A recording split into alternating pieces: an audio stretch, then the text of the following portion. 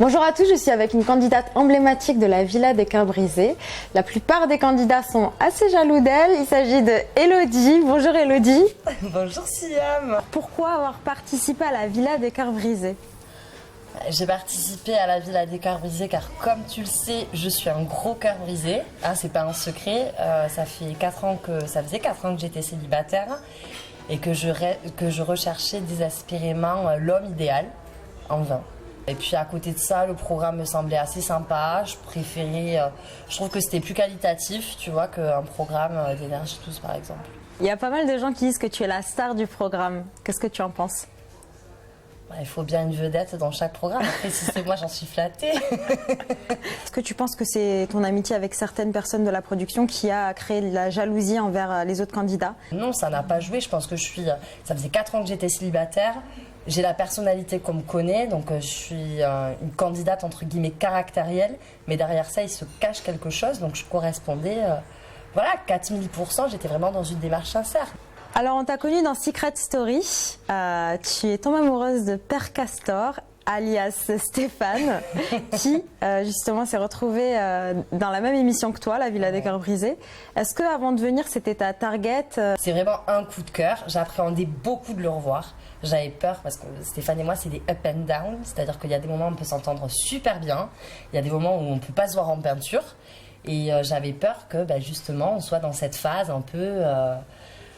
Voilà, donc j'appréhendais de le retrouver, j'étais hyper stressée et quand je l'ai revu, je pense que ça s'est vu à l'écran, j'ai mon visage qui s'est illuminé, j'étais super heureuse et j'avais qu'une peur, c'était de retomber sous son charme. Stéphane me touche, c'est son histoire, son vécu, sa matière, la personne qu'il est, même sa timidité, ou moi je le compare souvent avec Xanax parce qu'il est toujours à deux de tension, mais c'est quelqu'un qui dégage beaucoup de nonchalance.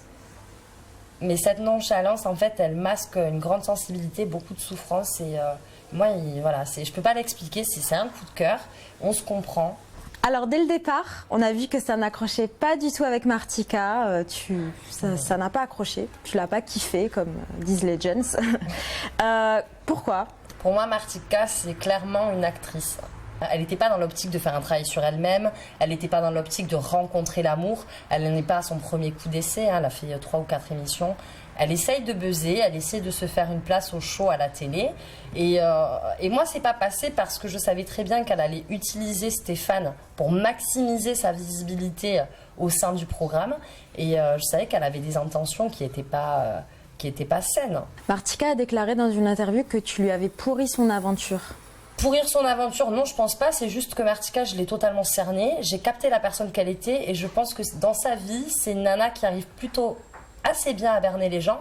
Et là, le problème, c'est qu'elle est tombée sur plus maligne qu'elle. Tu sais que je dis ce que je pense, les gens le savent aussi, et je vais pas m'empêcher de dire ce que je pense à Martika. Donc ça lui plaît pas, c'est la même chose. Si à un moment donné, elle s'est sentie blessée ou c'était pas spécialement mon intention, mais en attendant, quand tu me provoques, tu me trouves. Il s'avère qu'elle m'a provoqué à plusieurs reprises, que ce soit face cam ou en off. Elle a une tendance à se victimiser qui est insupportable. Quand tu fais des bêtises, tu les assumes.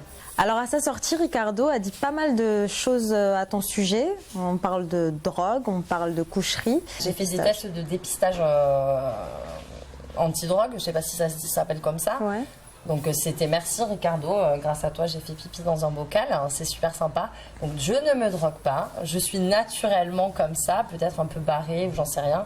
Mais non, c'est là la drogue je dément totalement. Quant aux histoires de coucherie, bien évidemment, dans la Villa des Cœurs Brisés, on est majeur, vacciné, il y a eu des histoires, on va pas se mentir. Maintenant, de là à dire que j'ai couché avec Romain, à savoir qu'il était en couple, enfin il y avait une petite histoire avec toi et que toi et moi on est très amis et que par la suite il s'est mis en couple avec Céline, enfin c'est quand même gros. Je pense que Ricardo l'a un petit peu mauvaise parce que comme je l'ai dit et je maintiens, même s'il dément, il a eu une attitude inacceptable et que ça a été l'élément déclencheur et Ricardo a quitté la villa. Pour moi c'est quelqu'un, cette personne-là, j'ai appris qu'il était dans Friends Strip 2, ne devrait plus faire de télé-réalité. C'est dangereux. Est-ce que tu le vis mal, toutes ces critiques?